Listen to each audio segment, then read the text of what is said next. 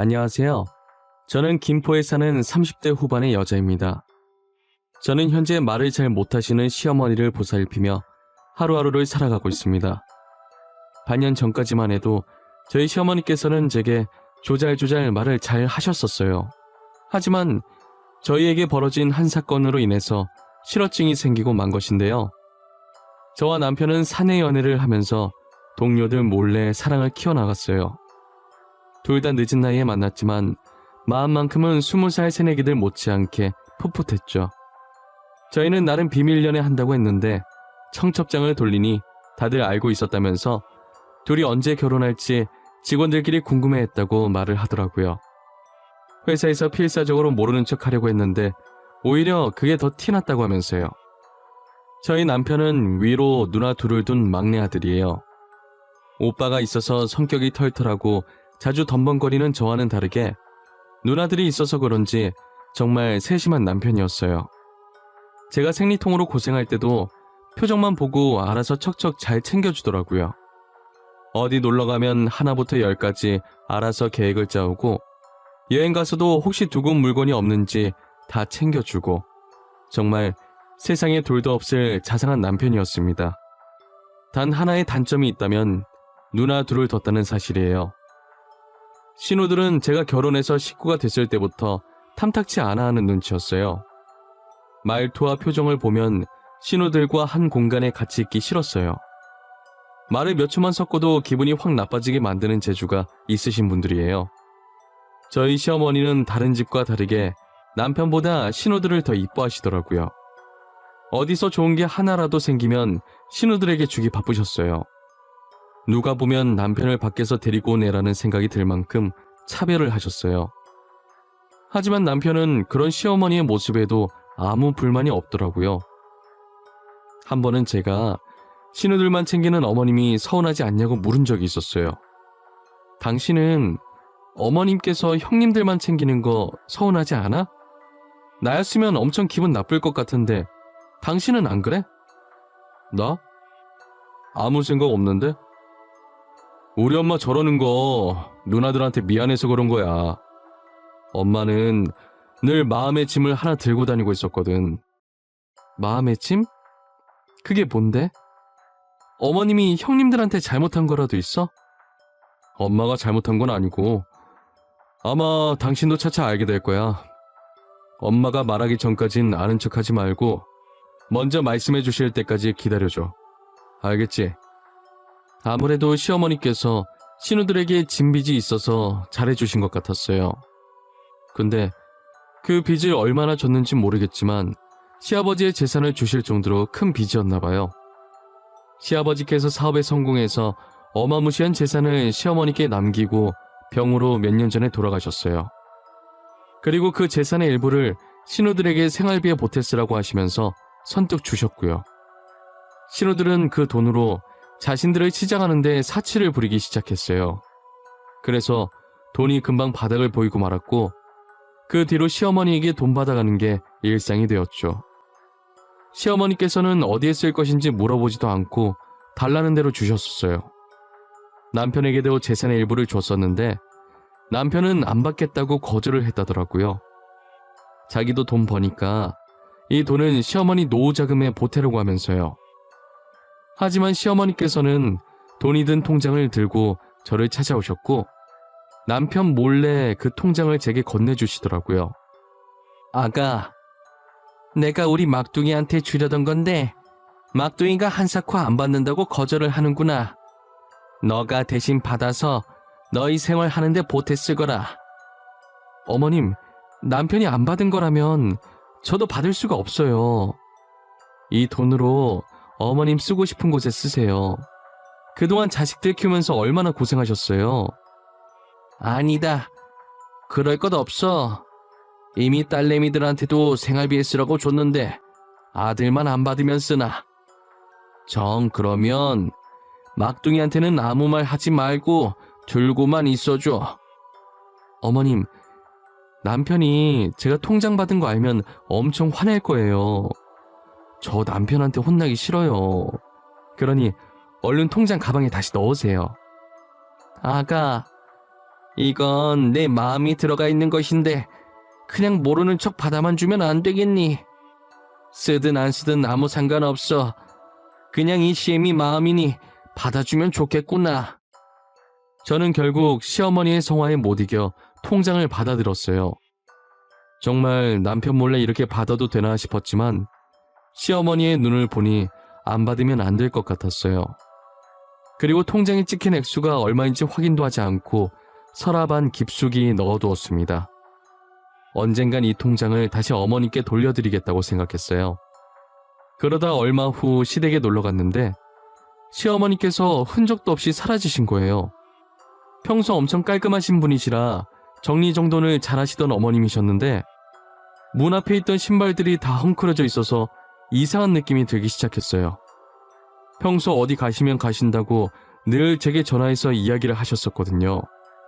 그런데 아무 연락도 없이 이렇게 집을 비우신 건 처음이었어요. 하루아침에 사라지신 시어머니가 걱정이 되어 전화를 했지만 아무리 해도 받질 않으시더라고요. 4번 정도는 신호음이 가다 끊기더니 5번째는 전화기가 꺼져 있다는 음성이 흘러나왔어요. 저는 너무 불안해서 집에 있는 남편에게 급하게 전화를 했어요. 여보, 아무래도 어머님한테 무슨 일이 생긴 것 같아. 집에 아무도 없고 전화를 해도 받으시질 않아. 어머님한테 무슨 일 생긴 거면 어떡해? 나 너무 무서워. 일단 흥분하지 말고 진정해봐. 잠시 근처에 친구 만나러 가셨을 수도 있잖아. 전화는 해봤어? 엄마 전화 안 받으셔? 전화해봤지. 근데 전화기가 꺼져 있대, 여보. 나 느낌이 좋지 않아. 아무 일 없겠지? 근데 왜 이렇게 불안하고 진정이 안 될까? 너무 걱정하지 마. 금방 오실 거야. 배터리가 다 된 걸 수도 있고. 내가 일단 엄마가 자주 다니던 곳에 가서 찾아볼게. 남편은 제 전화를 받고 어머님이 갈 만한 곳을 다 뒤져봤지만 찾지 못했어요. 자주 어울리던 어르신들도 하루 종일 어머님을 보지 못했다고 하더라고요. 그때부터 남편과 저는 어머님에게 무슨 일이 생겼을까봐 심각해지기 시작했어요. 그런데 신우들은 걱정도 안 되는지 제가 전화로 상황 설명을 해도 아무 반응이 없더라고요. 오히려 시큰둥하게 대답을 하고 시어머니를 찾을 생각도 하지 않았어요. 며칠 내내 찾아봤지만 시어머니의 머리카락 하나도 찾지 못했어요.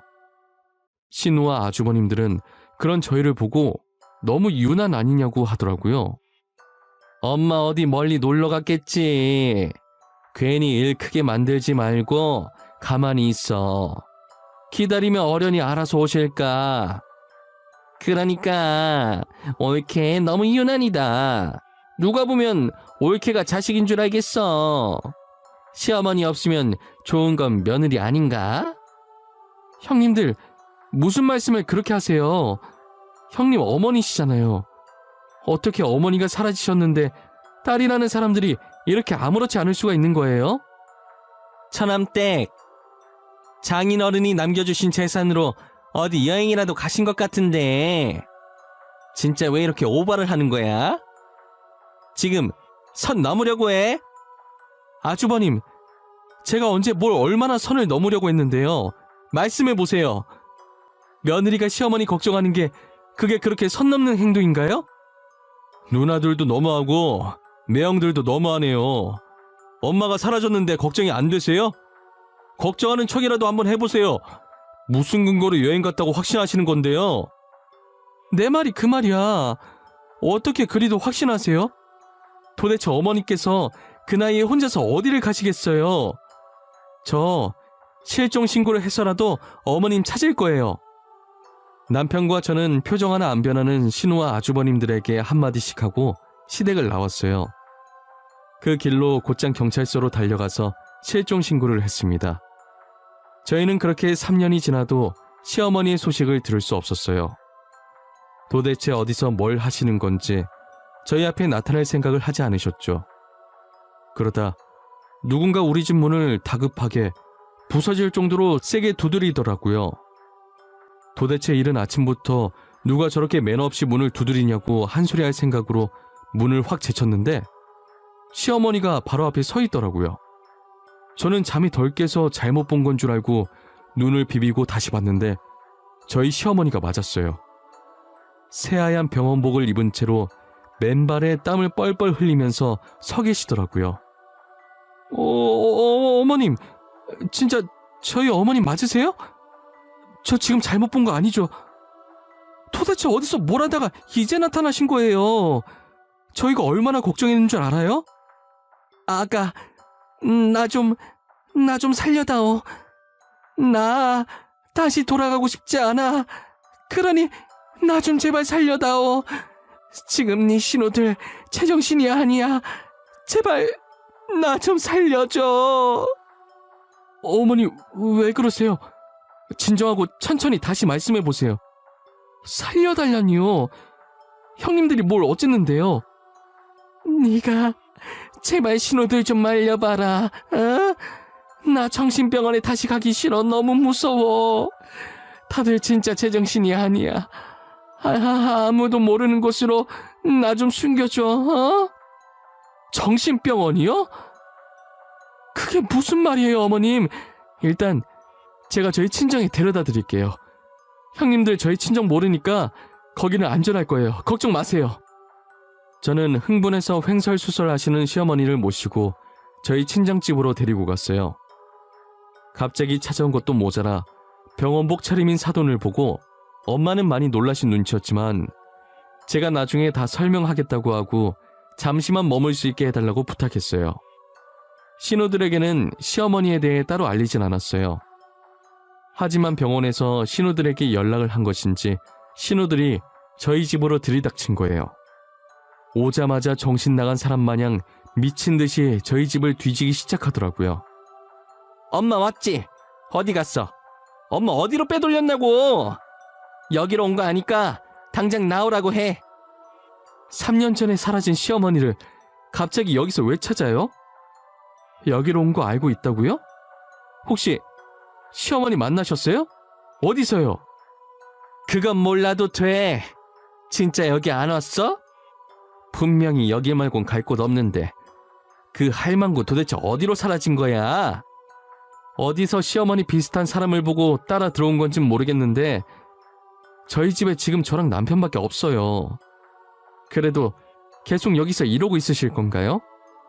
제가 시어머니 못 봤다고 시치미를 떼니까 신우들은 저를 째려보더니 다시 집을 나가더라고요. 그리고 남편과 저는 한참 뒤에 다시 친정으로 향했어요. 사돈이 아까까진 겁에 질린 것처럼 물도 못 먹고 온몸을 떨더니 이제야 정신을 조금 차리신 것 같아. 도대체 이게 다 무슨 일이니? 엄마, 진짜 고마워. 그리고 너무 미안해. 나도 지금 아는 게 없어. 아까 어머니께서 너무 흥분하셔서 말을 제대로 못 하시더라고. 수은아, 엄마는 걱정이야. 사돈 저 상태로 집에 혼자 둬도 되겠어? 당분간 우리가 모시고 있어줄까? 꽤나 심각한 일인 것 같은데 말이야. 불편하지 않겠어? 엄마만 괜찮다면 나야 고맙지. 그리고 일단 나도 어떻게 된 건지 물어봐야겠어. 저는 곧바로 어머님 앞에 가서 눈높이를 맞추고 대화를 시도하려고 했어요. 다행히도 진정이 되셨는지 아침보다는 훨씬 상태가 괜찮으시더라고요. 어머니, 저 왔어요. 이제 몸 안 떨고 괜찮으시네요? 다행이에요. 근데 아까 저한테 하시려던 말씀 지금 하실 수 있으시겠어요? 아가, 내가 딸들한테 뭘 잘못했는지 도통 모르겠구나. 나는 나름 한다고 했는데 그게 딸들 성엔 안 찼나 봐. 그게 무슨 소리예요, 어머님? 어머님 같은 분이 어디 계시다고요? 가끔 남편보다 더 아끼셔서 제가 더 질투났던걸요. 딸이랑 사위들이 작당을 하고 나를 정신병원에 넣었단다. 나는 무슨 이유인지도 모르고 속절없이 모르는 사람 손에 갑자기 끌려갔지 뭐야. 정신병원에요? 형님들도 그렇고 아주버님들도 그렇고 정말 제정신 아닌 것 같아요. 정신병원에 들어가실 분들은 그 네 분이신 것 같은데 왜 어머님을? 우리 영감 재산이 탐났던 게야. 이깟 돈이 뭔지 참. 재산 때문에 딸이랑 사위들이 나를 병원 가둔 거라고 간호사들이 그러더라고. 불쌍하다면서 말이야. 어머, 사돈, 그게 정말이에요? 어떻게 자식이라는 사람들이 효도는 못할 망정 어떻게 이렇게 무서운 짓을 벌일 수가 있단 말이에요. 사실 딸아이들은 제 친자식이 아니에요. 우리 영감 본처가 병으로 죽고 저랑 재혼한 거예요. 친자식은 아니라도 누구보다 친자식처럼 키웠는데, 친자식인 아들보다 더 애지중지 키웠는데, 알고 보니 신우들이 시어머니의 친자식이 아니었더라고요. 혹시나 새엄마라 친아들과 남편과 전처딸인 자신들을 차별한다고 생각할까봐 오히려 남편보다 신우들을 더 친자식처럼 챙겨주셨다고 하더라고요. 그런데 그런 딸들이 시아버지가 남긴 유산 때문에 자신을 정신병원에 보내버릴 줄은 몰랐던 거죠. 신우들과 아주버님들은 재산을 가지려고 작당해서 시어머니를 정신병원에 보냈어요. 간호사들이 떠드는 소리에 자신이 여기에 온 이유를 알게 되었고, 그래서 호시탐탐 탈출할 기회를 노리고 있었다고 하시더라고요. 매번 간호사가 링게를 갈러 오는데 그때마다 문을 닫고 들어왔다고 해요. 그런데 이번에 새로 들어온 간호사가 실수로 문을 안 닫아서 주사기에 약을 넣고 있는 사이 도망치셨다고 하더라고요. 나이가 있어서 뛰기 힘들었을 텐데 어떻게 나온 거냐고 했더니 그땐 탈출하고 싶다는 생각밖에 없어서 급하니까 자신도 모르게 초인적인 힘이 났다고 하더라고요. 그런데 나오고 나니까 신우들이 시댁에 가서 지키고 있을까봐 무서워서 급하게 저희 집으로 맨발로 뛰어온 거라고 하셨어요. 시어머니께서는 도대체 신우들이 어쩌다 저렇게 됐을까 한탄을 하시기 시작했어요. 저는 신우들과 시어머니의 관계를 알게 되었고, 신우들은 시어머니께서 유일하게 친자식인 남편에게 재산을 다 줄까봐 저렇게 일을 꾸민 것 같았어요. 남편은 그 사실을 알고 어떻게 사람이 그럴 수 있냐며 화를 내기 시작했습니다. 아니, 어떻게 사람 목숨보다 돈이 더 중요할 수가 있어요? 저런 누나들과 같은 피가 흐르고 있다는 게 정말 너무 끔찍해요. 계모는 계모인가 봐. 절대 계모는 친엄마가 될 수 없는 것 같구나. 나는 내가 노력하면 친엄마가 될 수 있을 거라고 생각했거든? 근데 그건 내 착각이었어. 엄마, 누나들이 이제 무슨 일을 벌일지 몰라. 병원에서도 탈출했으니 더한 걸 준비할 수도 있어. 그러니까 그 전에 아버지 재산 모두 기부하자. 남긴 거 싹 없애고 편하게 살자, 어? 그래, 그러자꾸나.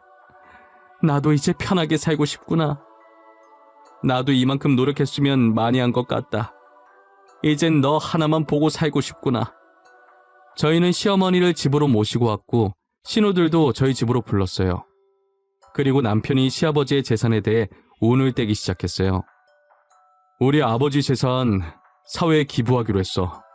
그러니까 앞으로 엄마한테 아무 짓도 하지 마.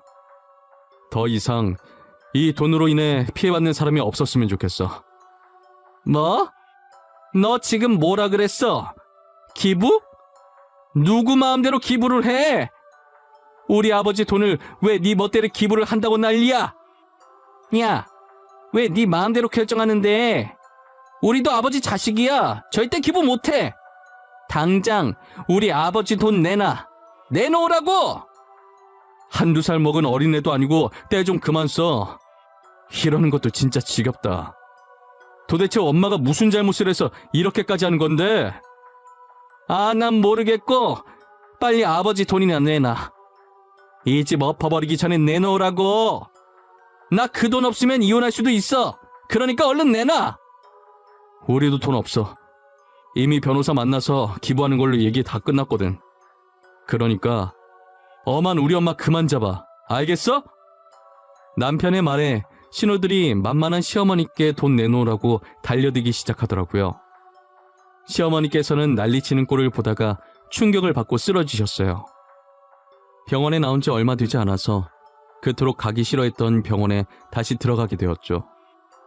시어머니는 그간 정신병원에 있으시면서 건강이 예전보다 많이 안 좋아지셨어요.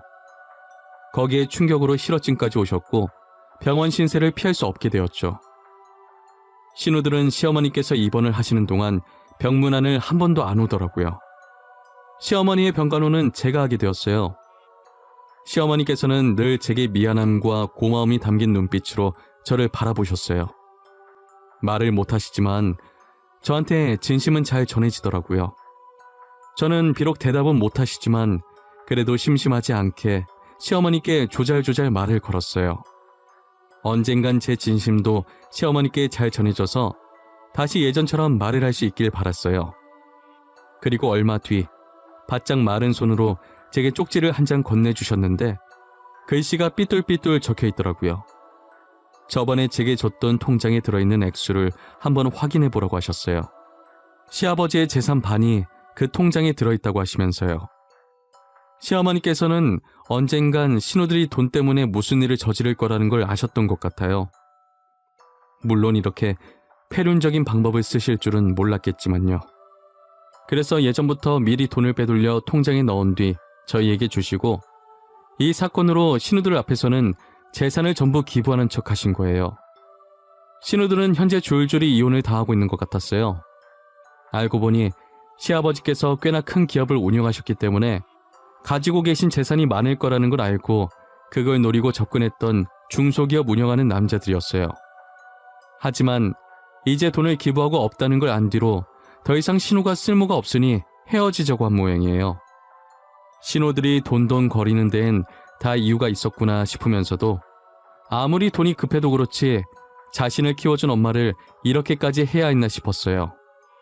저는 시어머니를 모시기로 마음먹었고 신우들은 어머님께 그런 짓을 해놓고 이혼당하니 뻔뻔하게 시댁에 가 있다는 소식에 화가 나서 시댁을 팔아버렸어요. 그리고 저희한테 찾아와서 또 난동 부릴까봐 저희 집도 팔고 공기 좋은 곳에 어머님과 함께 살 집을 구해 이사를 갔어요.